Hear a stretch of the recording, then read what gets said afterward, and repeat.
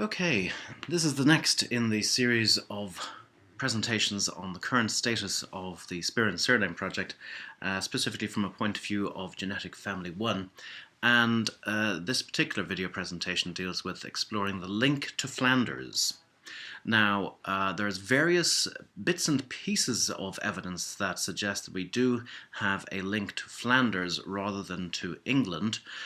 So, for example, we know that the Cambridge Spearings imported books from Antwerp and Flanders. We know that the London Spearings imported petticoats, lutes, and looking glasses from Antwerp. We also know that George Spearing of London was an apprentice to the merchant adventurers of Flanders. There's also a certain persistence of surnames, such as Nicholas, within the families that we've looked at so far. And because of the book trade and the need for illuminators, the link to goldsmiths may also be a piece of evidence that links the family to Flanders. But are there any other clues? And the answer is yes, there are indeed. And the first one is from Surname Distribution Maps. Now, Public Profiler is a website that I use quite frequently. And if you click on the World Families Names Profiler there at the top on the right-hand column, and then click on Visit Site, it takes you to a page where you can put in your own particular surname. So if I put in Spearin as a surname, you'll see that the only place in the world where it is in any kind of heavy concentration today is in Ireland and in England. And if I click on that, it brings me down to a closer level, and this is a European level, and you can see that the Spearins are concentrated on the east coast of Ireland and in the south coast of England. And if we change the name from Spearin to Spearing, and just by adding a G onto the end, you'll see that everything shifts across from the UK and Ireland to Germany, Holland, and Belgium. Let's look at that again. There's Spearin, just in Ireland and England. And if I add a G to the name, everything shifts over to Germany, Holland, and Belgium. If I add an S onto Spearing to make it Spearinks, this is what happens. It's still heavily concentrated around the Dutch area, particularly southern Holland, and in Belgium, also the eastern part of Germany, and also the western part of Germany and the southeastern part of Germany, but also in the south of England as well, and there's even a little bit up in Norway. So that's a very interesting piece of evidence from the surname distribution maps. If we anglicize the name then and make it into Spearing, spelt S-P-E-A-R-I-N-G, which is the common spelling in the US, then you can see that everything moves over to England, and there's a particularly heavy concentration in the southwest of the country. This is the distribution of Spearing across the world today, heaviest concentration in Canada, followed by the US, but also heavy in the UK and Ireland. And if we remove the G and just look at Spearin, you see that the heaviest concentration is in fact in Canada today, followed by the US and then Ireland. There's also some concentration of Spearin in New Zealand as well, if you look at the bottom right-hand side of the slide. This is the distribution within North America, and again showing a heavy distribution in Canada, with the highest distribution in Ontario, and this is the map of Ontario, and Prince Edward Division is the particular area where you see most Spearins today.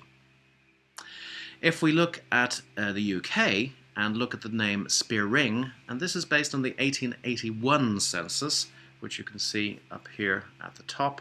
If you want to see the 1998 version, you click on this link here.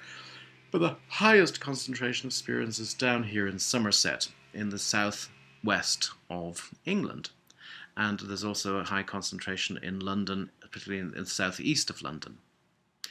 We can also look at Archer's surname Atlas, and this is also based on the 1881 census. And this is looking at county level at a variety of different variants of Spearin, such as Spearing, Spearing with 2 R's, here's Spearing with 1 R, here's Spearin without the G at the end, but you'll see that the highest concentration is always in the southwest of the country, no matter which of these particular variant surnames you use. So again, it suggests heavily that all of these variants are related to each other, and the highest concentration is in the southwest of the country. Now we can go down from a county level to what's called a poor law union level, which is a smaller geographical district, and that still gives us a very, very high concentration around the Somerset area. So that would be between Bristol and Weston-super-Mare. So that's the first clue, that we might have a link to Flanders. We see the name on surname distribution maps in Germany, Holland and Belgium, and if we anglicise it to Spierin, we see a heavy concentration in southwest England. So it could be either, and there's no clear indication from the surname distribution maps which would be the most likely, but it could be either point of origin. Secondly, if we look at the surname origin in surname dictionaries, we find a variety of different entries, such as that of Wolfe in 1923, and Patrick Wolfe is one of the major Irish dictionary authors, and he actually uses a Gaelicized version of the name Spearin, meaning spearing or Spierin, but no further explanation. Now, MacLeod is the second major author of Irish surname dictionaries, and he has no entry for the name Spierin, so that doesn't give us any clues. But there's a variety of different places on the internet which offer a variety of different suggestions as to the origin of the surname. One of them says that it might derive from Old English, where it was a personal byname, originally meaning tall or thin person, or one skilled in using the hunting spear. It may be an occupational surname for a maker of spears. In another online dictionary, it is described as an occupational name for a lookout or a watchman, again derived from Middle English, espion, to watch, and it could be the nickname for a nosy person. Certainly you find it in some Scottish phrases that people were spearin on each other. It could also be a Scottish variant of spear, or it could be a German nickname for a small person, or even a variant of the Jewish Ashkenazic surname Spiro. It may also be a German habitational name, someone from Speer, and there were several places called Speer, including one in the Palatinate, where, of course, a lot of Germans came from into Limerick back in 1709 with the immigration of the Palatine population into Limerick at that time. It can also come from an occupational name for a fisherman, because in Middle Low German, the word spearing denotes a small saltwater fish, most commonly known as a smelt. And in some instances, the surname may have arisen as a nickname for someone thought to resemble the fish. So I found that particular statement rather amusing. And here is a smelt, or a spearing, as it's called. Spearing is the Dutch and German word for smelt, a small trout-like fish that lives in salt water but spawns in fresh water and is quite well known in Canada. It has been somewhat overfished in recent decades. But another interesting fact about this humble fish is the fact that it is occasionally called a sparling, especially in Scotland. It's a potential variant of spearing and a name common among the Palatine population of Limerick. So this creates some very, very interesting parallels between the Speirins and the Palatine population. Also, the fact that so many Speirins married into the Palatine population, one wonders whether the Palatines, when they first came over, recognised kindred spirits in the Speirins, who would have been largely Anglican and Church of Ireland at that point in time, and therefore might have gravitated towards them as their potential allies in this new country that they had arrived in 1709. What about DNA, and why DNA matches in particular? Because within the Surname Project, we've identified over 236 branches of Speirins distributed all over the world, and some of them are probably related to English Spearings, and some of them are probably related to European Speirink and Spearinks. So does it tell us anything the matches that we've seen in our project? Well, up here in the first group, this is genetic family 1, and we know that all of these go back to Limerick round about the 1800s, and we have this circumstantial evidence and connection because of the rare surname Hartwell Spierin that takes us back to the early Limerick wills of Luke and Matthew Spierin, whose daughters married into the Hartwell family. But various other people in the project are thought to either have English roots or possibly European roots, these last two here. But so far, nobody within genetic family 1 is a match to anybody with a presumed British origin, and nobody within genetic family 1 is currently a match to anybody with presumed European origin. And you can see that these two European people, the country of origin is the Netherlands. So there's no evidence to date that there is an association with either the United Kingdom or Europe based on DNA matches alone. Now, we need more people to test, and hopefully at some point in the future we will get a single match to one person. It may be British, it may be European, that allows us to infer that we are connected to one particular origin or the other. Now, just to mention, this particular person here down at the bottom, this particular person had a clear association with Ireland and with Limerick specifically, and we were fully expecting this person to have a link to genetic family 1, but unfortunately there wasn't. It was a completely different type of genetic profile, and this particular person had 3 specific matches. The first was called Denman, the second was called Denman, and the third one was called Denman. So this is probably a non-paternity event, and the person likely to be responsible for this non-paternity event is probably a person called Denman. So if one was to go up the father's line of this particular project member, it would eventually hit somebody called Denman along that Y-DNA direct male line. And that just goes to show that non-paternity events can happen. They happen apparently 1% per generation. So 1 in every 100 people will find that they have a non-paternity event, certainly within an ancestral line. With each generation, it increases. So 2 generations back, there's a 2% chance. 3 generations, 3%, and so on. If you go back to the time of the common usage of surnames, which is about 24 generations ago, you would have a 24% chance that you weren't actually related to the person that started your particular surname. So it is a lot, very, very common, a lot more common than people can imagine. But it's not always due to illegitimacy. Illegitimacy obviously is a very common cause of non-paternity events. So, for example, the wife may have an affair within the marriage, and the husband may never know that it was an outside man that was responsible for the conception. It may also be that, for example, there was a secret adoption within the family, and that was never made known to anybody.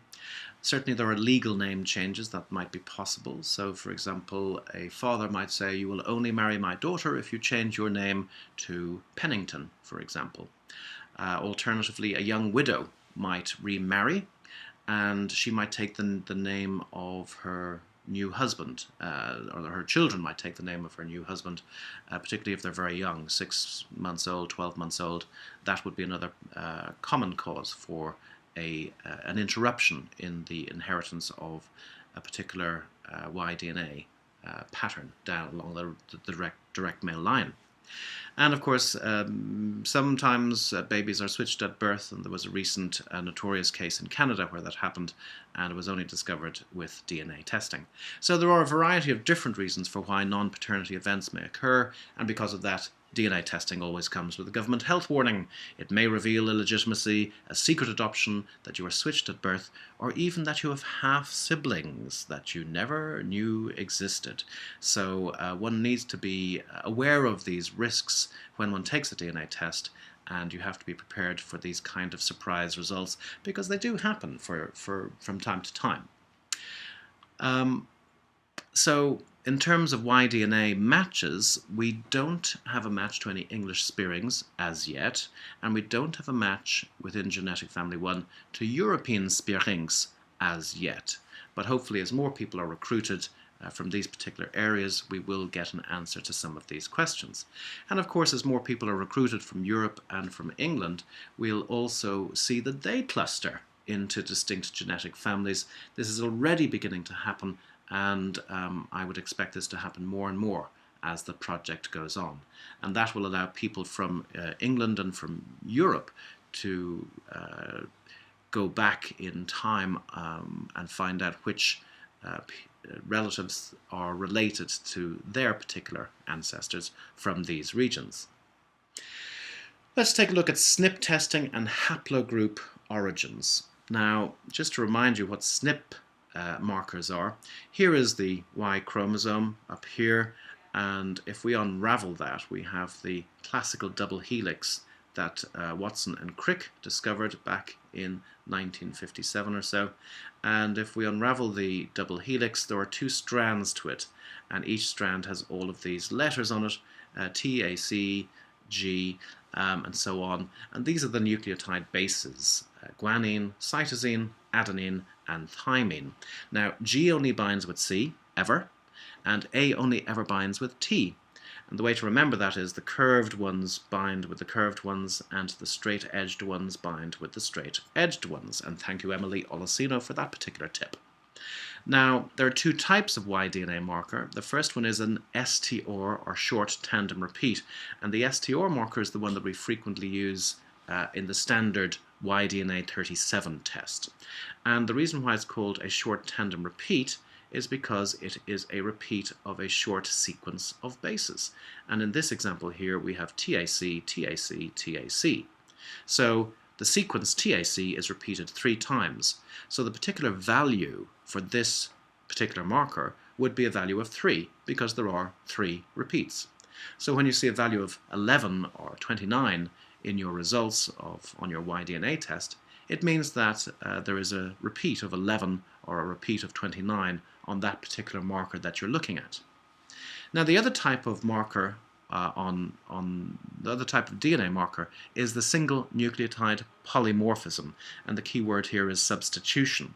So, for example, in this particular sequence, it may usually have been T, C, T, T, but the C has changed to an A. It has been substituted with an A. So in this particular individual, the sequence is TATT rather than TCTT rather than TATT, that type of thing. So it refers to a single substitution, and these happen infrequently, a lot less infrequently than you'd see mutations on the STR markers, and therefore they can be very, very useful for looking at the finer branches of the human evolutionary tree. So here's early man in East Africa, and he has 6 sons, and it's just like a photocopier. You know, sometimes when you're photocopying something, maybe a hair lands on the plate and you get a slight deviation in the copy. And so the same thing can happen with DNA. As we are passing on our DNA, you know, copying it and passing it on to our offspring, perhaps a slight mutation occurs that results in something slightly different from what you were expecting. And these mutations are very, very useful because they can be used as a paper trail, if you like, that we can follow.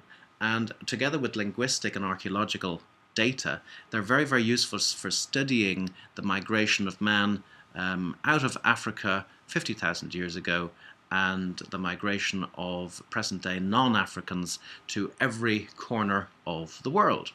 It's also very useful for studying present-day Africans as well, because of course man continued to evolve in Africa as well as places outside of Africa 50,000 years ago, and you tend to see almost 200 times more genetic diversity within Africa than outside of Africa. And that is by virtue of the fact that it was only a small portion of Africans that left Africa 50,000 years ago and went on to people the rest of the planet. If you're looking for some interesting animations on human migration, then certainly check out those links at the bottom of the slide.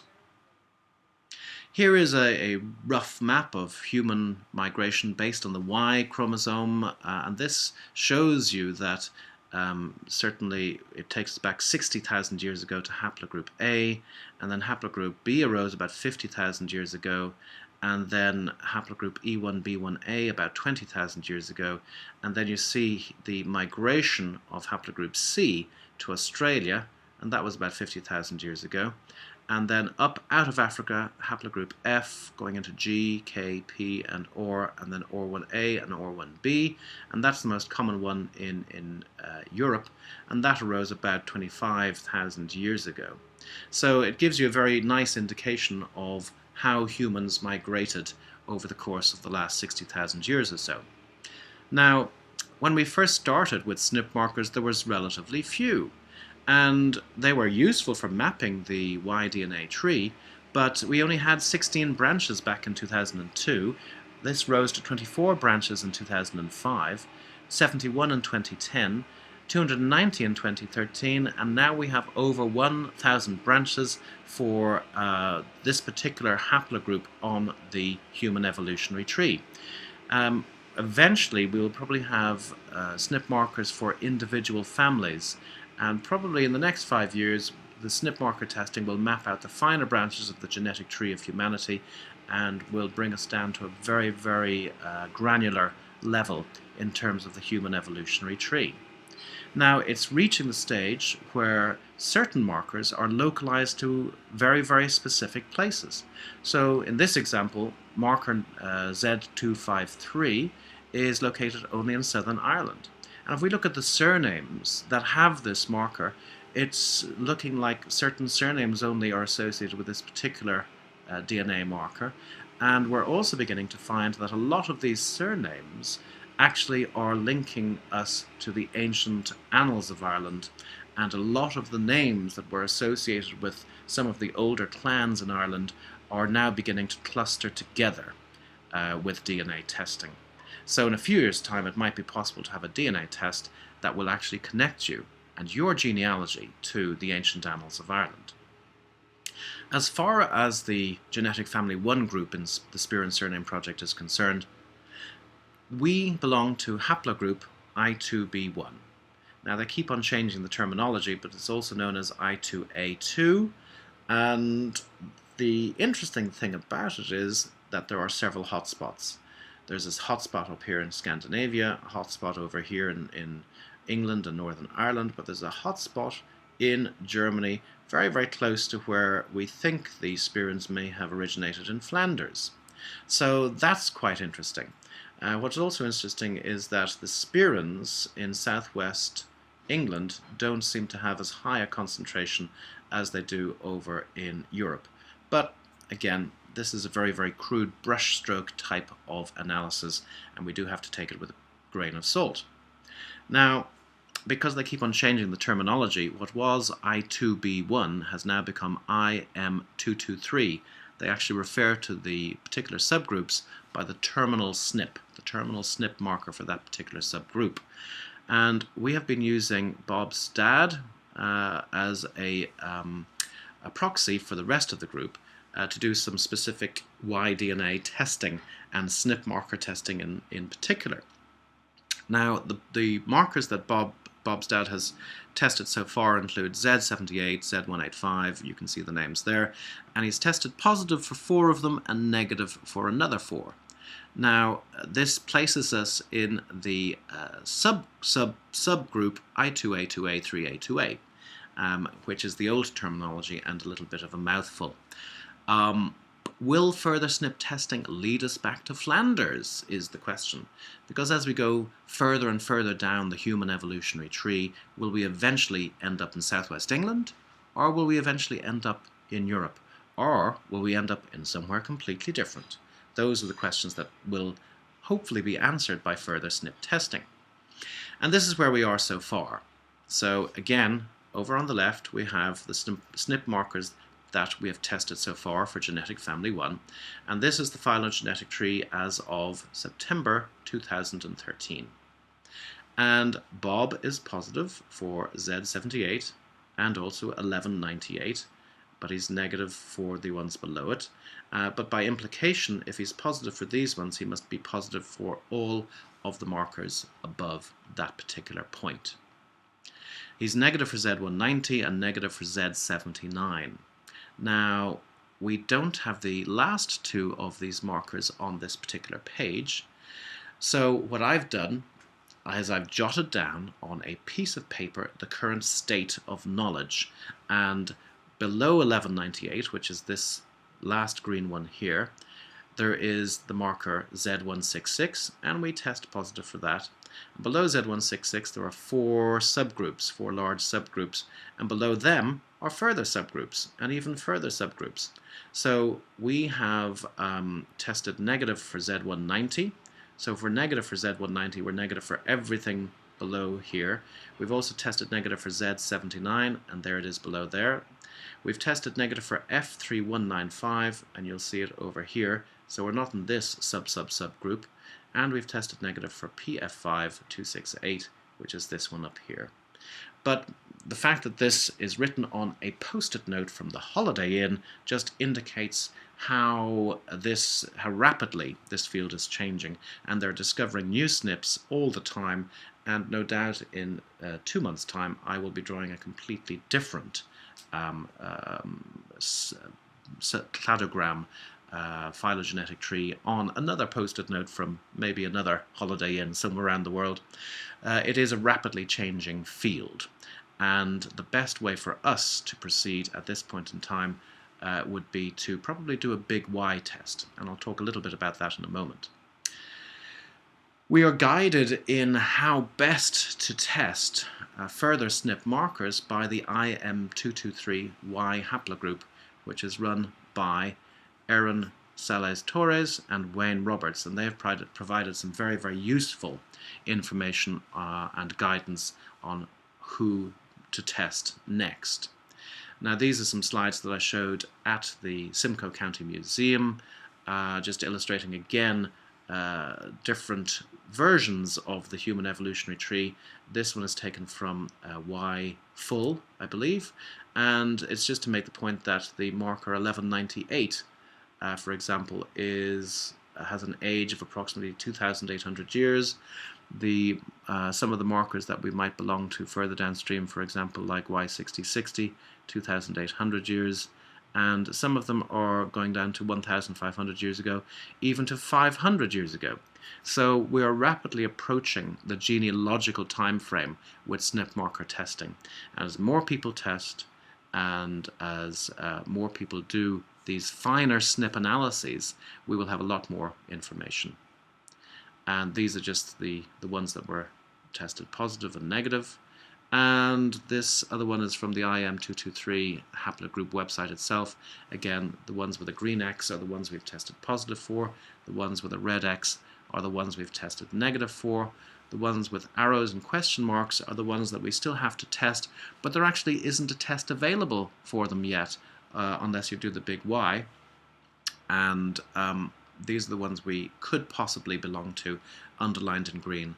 The subgroups that we don't possibly belong to are underlined in red. So if we do look at these groups that we do belong to currently or might belong to in the future, can it give us any indication about where we possibly come from? So for example, we're currently all plonked there in the subgroup Z166. You'll see the particular name up there, and here is a lot of the Spierins from genetic family 1.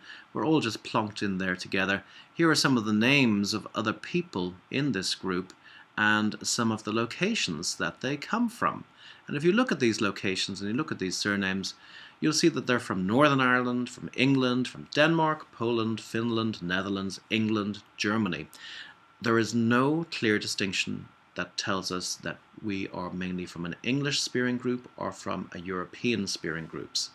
The distribution of ancestral locations is really quite evenly split between these two possible origins of our surname. But what about the subgroups below group Z166? Does that tell us anything? Well, there are several subgroups that have been characterized so far, And we have people from Kentucky, from England, from Nova Scotia, from Scotland, from Georgia, and the last one, Nielsen, is probably from somewhere in Denmark or the Scandinavian countries. So again, it doesn't really give us a very clear distinction or a clear indication that we are of English origin or we are of European origin. And hopefully, as more people test, it will become clear just exactly where our particular name originated. So the next steps in terms of SNP marker testing would be that we would expect that more subgroups are going to come. Currently, there are 4 subgroups below us, but I would suspect that in a couple of years' time there will be 40 subgroups below us. So we're going to really discover the finer branches of the human evolutionary tree as time progresses. Further SNP testing is definitely needed, and more downstream SNPs need to be discovered. No doubt that will happen. Many more people need to be tested because we need to have something to compare our data to. And as we discussed at the Simcoe County Museum, should everyone do the big Y test? Well, that certainly would give us a lot of information, but at a cost of $425 per person, it's not something that I would recommend that everybody does. So I think just for now, we only need to choose maybe 1 or 2 members from genetic family 1 to do the big Y test, and that will serve as a proxy for everybody else within that particular group. We could wait for a specific deep clade panel, but having spoken to the project administrators at the IM223 project, there is no clear indication about when such a panel might be available.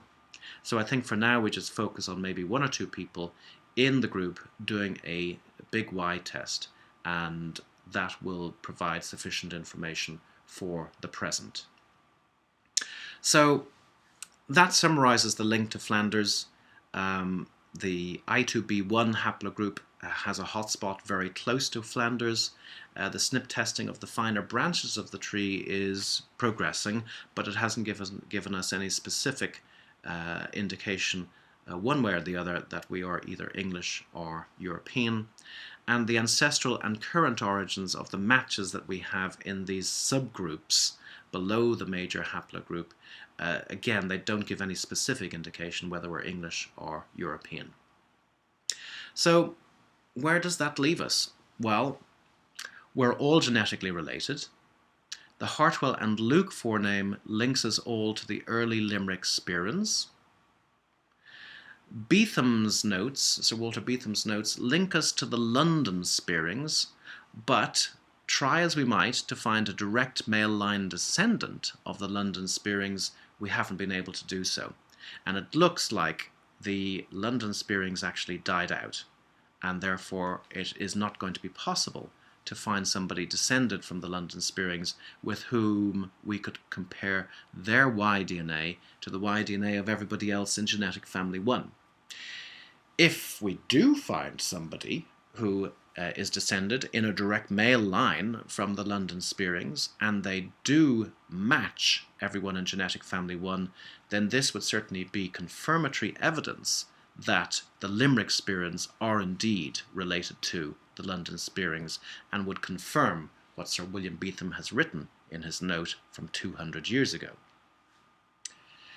Now, there are a variety of links that suggest, or a variety of pieces of evidence that suggest a link to Flanders, such as the books from Cambridge, the petticoats from London, the apprenticeship of George Senior in London, the persistence of forenames like Nicholas, the surname maps and dictionaries, and also the DNA, the SNP marker testing.